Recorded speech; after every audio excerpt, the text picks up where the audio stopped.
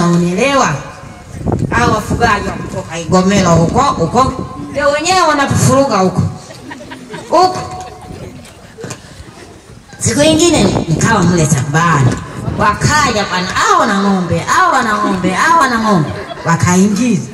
Naenda kuwafukuza. Wanasema, "We bibi, una haraka bwana sisi zile." Nikasema, "Mulilima nini?" Asema, "We bibi fanya haraka." Ng'ombe ziliingia pale, zilikula, walilisha usiku. Asubuhi saa 1 tulizikamata zile ng'ombe na akiwepo na mchungaji.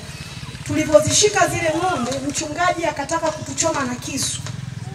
Tukapiga simu kwa polisi jamii, walikuja kutusaidia. Na mwenyekiti wa kitongoji na kamati ya ufugaji wote walifika pale shambani. Mwenye ng'ombe alifika akasema tufanye mazungumzo, sisi tulikubali. Tulipokubali kufanya mazungumzo, mwenye ng'ombe akasema mwacheni ng'ombe ziende, mbona mimi nimekubali. Sisi tukakubali, hatuna shida. Baada ya kutoa ng'ombe, akaondoka akatutelekeza mbele ya uongozi wa wafugaji na mwenyekiti wa kitongoji cha Kamficheni.